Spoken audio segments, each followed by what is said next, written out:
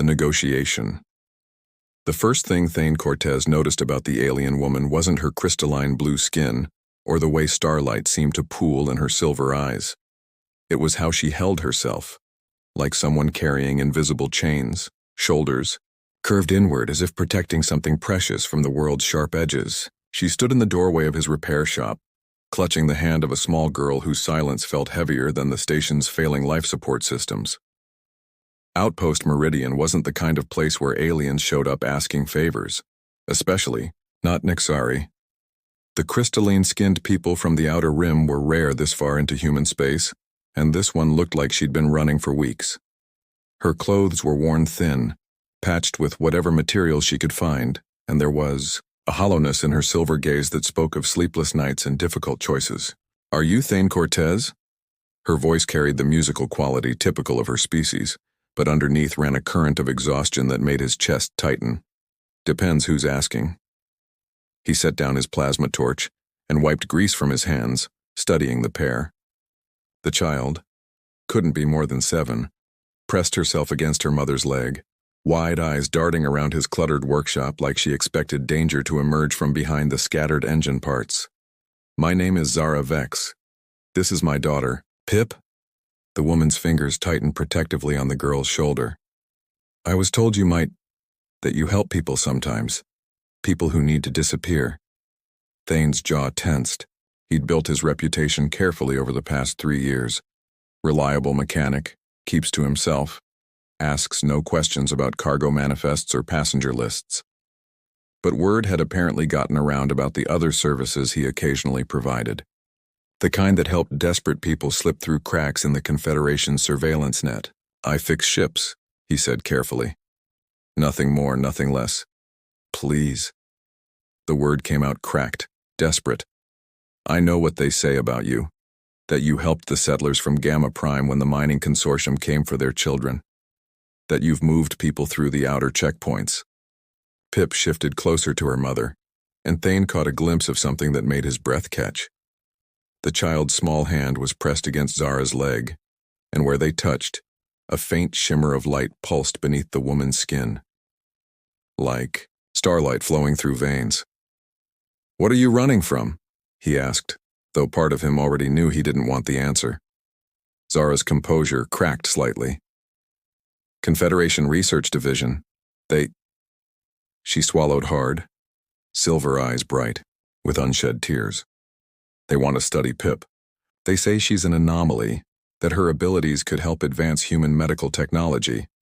"What abilities?" Instead of answering, Zara knelt beside her daughter and whispered something in their musical native tongue. Pip looked up at Thane for the first time, and he saw intelligence in those young eyes that was both ancient and achingly vulnerable. Slowly, carefully, she approached his workbench where he'd left his hand bleeding from a careless encounter with sharp metal earlier. Without speaking, Pip reached out and touched the cut. Warmth spread through Thane's palm, and he watched in amazement as the wound sealed itself, leaving only unmarked skin behind. The child swayed slightly and Zara caught her elbow, steadying her. "She's a healer," Zara said quietly. "One of the few ever born to our people.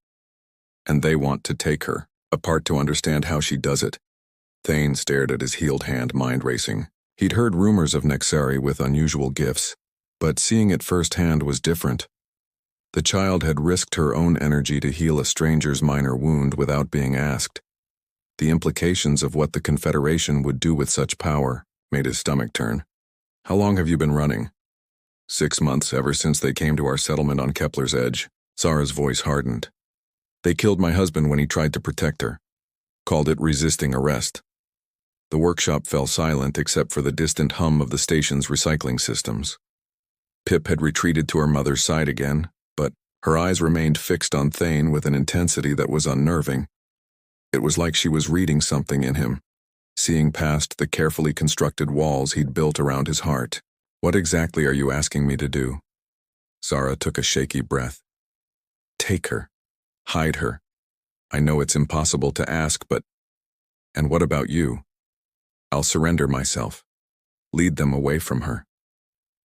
The words came out steady, but Thane could see the effort it cost her. If they have me, they might stop looking so hard for Pip, at least for a while. That's not a plan. That's suicide.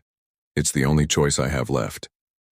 Zara's silver eyes met his, and he saw the terrible weight of a mother's love in them. Unless... She trailed off, color rising in her crystalline cheeks. Pip tugged at her mother's sleeve and whispered something too quiet for Thane to hear. Zara's blush deepened. Unless what? Pip says you're lonely, that your heart carries old pain. Zara's voice dropped to barely above a whisper. She can sense emotions, feelings, and she says you might understand what it's like to lose family. Thane's chest tightened. The child's empathic abilities were apparently as developed as her healing gifts. He thought of Marcus and Lita, the family he'd failed to save during the war, the guilt that had driven him to the Outer Rim, seeking absolution and helping other lost souls. What are you really asking, Zara? She lifted her chin, gathering courage. Stay with us, both of us. Help me protect her, and maybe we could be something more than just another burden you're carrying. Her voice broke slightly. I know it's selfish. I know you don't owe us anything. But Pip has never responded to anyone the way she's responding to you, and you?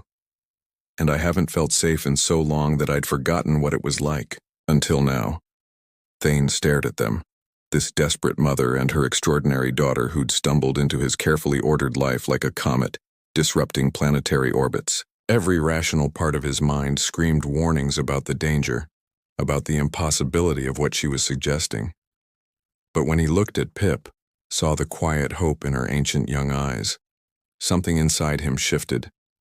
The child stepped forward, again, this time reaching for his hand not to heal but simply to hold.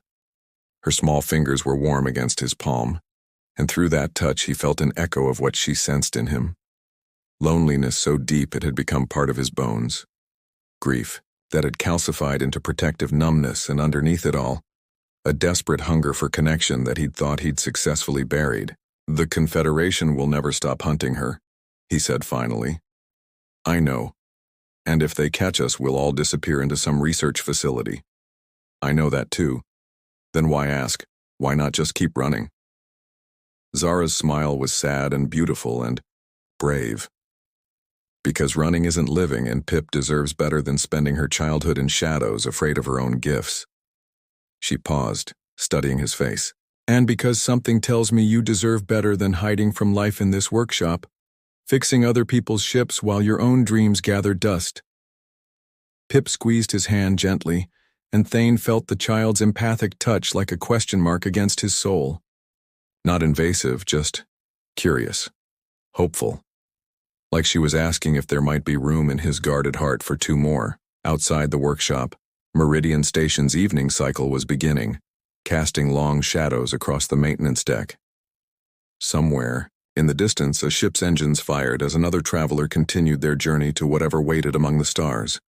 And in the growing darkness, Thane Cortez found himself standing at a crossroads he'd never expected to face. If we do this, he said slowly, there's no going back. We become a family, or we become nothing. Zara's silver eyes filled with tears she'd been holding back for months. Is that a yes? Thane looked down at Pip, who smiled for the first time. Since they'd arrived, an expression so pure and trusting it nearly broke him. Then he looked at Zara, seeing past the desperation to the strength beneath, the fierce love that had carried her across half the galaxy to protect her child. That's a yes, he said, and felt the first crack appear in the walls around his heart. The choice 3 days after Zara and Pip moved into the small living quarters behind Thane's workshop, the nightmares began. Not his own, Pip's. The child would wake, gasping, silver tears streaming down her crystalline cheeks, her small body, trembling with visions of white rooms and cold hands and voices that spoke of her like she was a specimen, rather than a person. Thane found himself sitting beside her makeshift bed in the storage alcove they'd converted into her room, watching, helplessly as Zara sang soft Nexari lullabies that only sometimes worked to chase away the terrors. During those long nights, he began to understand the true weight of what they'd taken on. She remembers everything. Zara whispered one night after Pip had finally fallen back asleep. They sat together in the workshop's dim emergency lighting, sharing a cup of bitter station coffee. Every test they ran during those first weeks after they captured us, every time they strapped her down and made her heal lab animals just to watch her do it, Thane's hands tightened around his mug. How long were you held? 2 months before we escaped. Long enough for them to catalog her abilities, to start planning how to replicate them. Zara's voice carried a hollow quality that spoke of trauma, still too fresh to process. They kept detailed records, DNA samples, neural scans, even recordings of her healing sessions, meaning they can find her anywhere in Confederation space. Worse than that. Zara met his eyes, and he saw fear there that ran deeper than simple pursuit. Commander Voss, the officer in charge of the project, he's convinced that Pip's abilities are the key to revolutionizing human medicine. Immortality, instant healing, an end to genetic diseases. He won't stop until he has her back. Before Thane could respond, Pip appeared in the doorway like a small ghost, bare feet silent on the metal flooring. Her empathic abilities meant she always knew when the adults were discussing her fate, and the weight of that knowledge showed in her 2 old eyes. The bad man is coming, she said simply, her voice carrying the musical quality of her mother's but pitched high with anxiety. I can feel him getting closer. Zara opened her arms and Pip climbed into her lap seeking comfort. But it was Thane the child looked to when she spoke again. Will you really stay with us, even when it gets scary? The question hit him like a plasma bolt to the chest. Over the past 3 days, he'd watched this extraordinary child slowly begin to trust him. She'd started speaking more, had even laughed when he showed her how to jury-rig a power coupling using spare parts. Yesterday, she'd fallen asleep curled against his side while he worked, her small hand resting on his arm like an anchor. Yes, he said, meaning it more than he'd meant anything in years. I promise. Pip nodded solemnly, then did something that surprised him. She slipped from her mother's embrace and padded over to where he sat, pressing her small palm against the scar. On his left forearm, a memento from the war that had never quite healed properly. Warmth flowed through the damaged tissue, and when she pulled her hand away, the old wound was completely gone. Now we match, she said simply. Mama says Nexari only heal people they love. The words settled into the quiet workshop like stones, dropped into still water, creating ripples that reached every corner of Thane's carefully guarded heart. When he looked up, Zara was watching him with an expression that was part hope, part terror, part something deeper that made his breath catch. Pip, Zara said gently, why don't you go back to bed? Thane and I need to talk. The child nodded and padded back to her alcove, but not before giving Thane a quick hug that nearly undid him completely. When they were alone again, Zara moved, closer, close enough that he could see the flecks of darker silver in her eyes. She's never done that before, she said quietly. Healed someone without being asked, I mean. And never someone she's only known for a few days. What does it mean? It means she's chosen you. Nexari children are born with the ability to sense a person's true nature, their capacity for love and protection. She sees something in you that maybe you don't see in yourself. Thane felt the weight of responsibility settle on his shoulders, like a heavy cloak. Zara, I need you to know something. About why I really came to Meridian Station. She waited, patient and attentive in a way that made him want to tell her everything. I was a combat medic during the Kepler Rebellion, had a wife, Leda, and a son, Marcus.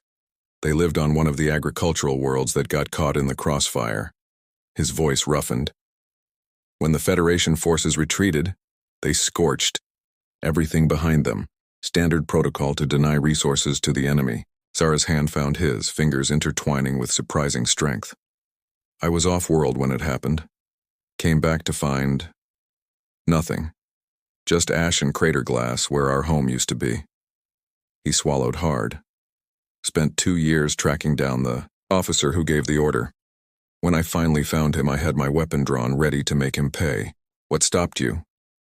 A child. His daughter. Couldn't have been more than 5. She ran into the room calling for Daddy, and I saw myself in her eyes. saw what I'd become. Thane's voice dropped to barely above a whisper. That's when I knew the war had already taken everything from me, including the man I used to be. Zara squeezed his hand. But you didn't pull the trigger. No. I walked away, came here. Told myself I was done getting attached to people, done caring about anything except keeping my head down and staying invisible. And now? He looked toward Pip's alcove, where soft breathing indicated the child had finally found peaceful sleep. Now I'm terrified because I haven't felt this protective of anyone since Marcus died. And I know that if Voss takes her, it'll destroy something in me that I didn't even know was still alive. Zara shifted closer, her free hand touching his cheek with the same gentle precision her daughter had used to heal his scar. Then we don't let him take her. Zara, no, listen to me. I've been running for 6 months, always looking over my shoulder, always afraid. But these past 3 days watching Pip laugh and play and heal you not because she had to but because she wanted to. This is the first time since her father died that I've felt like we might actually have a chance at something better. Before he could respond, the workshop's proximity alarms chimed softly. Someone was docking at the station's lower maintenance bay, the one typically used for unofficial arrivals. Thane's blood went cold as he checked the scanner readings. Military transport, Confederation markings. Pip appeared in the doorway instantly, her empathic senses having picked up the shift in his emotional state. He's here, she whispered. The bad man. He's angry and hungry and he wants to hurt us. Through the workshop's small porthole, Thane could see figures in Confederation uniforms disembarking from a sleek gunship. One of them was tall, broad-shouldered, with the kind of military bearing that spoke of absolute conviction in his own righteousness. Commander Voss, without a doubt. How many exits? Zara asked, already moving toward their emergency bag. 2. But they'll have them covered within minutes. Thane's mind raced through possibilities, discarding each one as quickly as it formed. Meridian Station was too small, too isolated. There was nowhere to run. The cargo pods, Pip said suddenly. The broken ones in Bay 7. They're big enough to hide in, and the scanners don't work down there. Thane stared at her. How do you know about Bay 7? I go exploring when you and Mama are sleeping. I like the quiet places. Despite everything, Zara smiled. Nexari children are naturally curious. It's how we survive. The proximity alarms chimed again, more insistently this time. Through the comm system, a cold, authoritative voice filled the workshop. Attention Outpost Meridian. This is Commander Voss of the Confederation Research Division. We are conducting a search for stolen Confederation property. All civilians are to remain in their quarters until further notice. Pip flinched at the sound of his voice, pressing closer to Thane. Her small body was trembling, but there was determination in her young face that reminded him strongly of her mother. We have maybe 5 minutes before they start systematic searches, Thane said. Bay 7 is our best option, but we'll need to move now and move quietly. Zara nodded, shouldering their emergency pack. What about your workshop? Your life here? Thane looked around at the cluttered space that had been his refuge for 3 years, at the half-finished repairs, the carefully organized tools, the small personal touches that had made this place feel like home. Then he looked at Pip, who was watching him with those ancient young eyes, and at Zara, whose strength in the face of impossible odds humbled him. My life is right here, he said simply. They moved through Meridian's service corridors like shadows, Pip's small hand gripping Thane's while Zara covered their rear. The child's empathic abilities proved invaluable, warning them twice when Confederation search teams were approaching. By the time they reached Bay 7, Thane's shirt was soaked with sweat and his heart was hammering against his ribs. The cargo pods were exactly as Pip had described, massive, broken, and overlooked. They squeezed into the largest one, a container, that had once carried agricultural equipment and still smelled faintly of earth and growing things. In the cramped darkness with Confederation boots echoing in the corridors above, Zara pulled Pip close and began singing soft Nexari melodies. What happens now? She whispered. Thane checked his chronometer. They had maybe an hour before the search reached this level, After that, discovery was inevitable. Now we make a choice, he said quietly. We can try to run, hope Voss gives up the search, or, he met her silver eyes in the dim light filtering through the pod's damaged seals. Or we fight. Not with weapons, but with the truth. There are reporters on the Outer Rim who've been investigating Confederation research programs. If we could get Pip's story to them, show the galaxy what Voss is really doing, that's incredibly dangerous. So is running for the rest of our lives. Pip stirred in her mother's arms, looking up at both adults with that unnervingly perceptive gaze. Mama, if we tell everyone what the bad man did, will other children be safe? Zara's breath caught. Yes, little star. Other children would be safe. Pip nodded solemnly, then looked at Thane. And we'd still be a family? The question hung in the recycled air between them, heavy with implications and hope and the kind of desperate courage that comes from having nothing left to lose. Thane thought of Lita and Marcus, of the family he'd failed to save. Then he thought of this extraordinary child who'd chosen to heal his scars, and her mother who'd asked him to love them both. Yes, he said, meaning it with every fiber of his being. We'd still be a family. Pip smiled, the first truly happy expression he'd seen from her, and pressed her small hand against his chest, right over his heart. Warmth spread through him, not the healing kind this time, but something deeper, the kind of warmth that comes from being chosen, being trusted, being loved despite every reason not to be.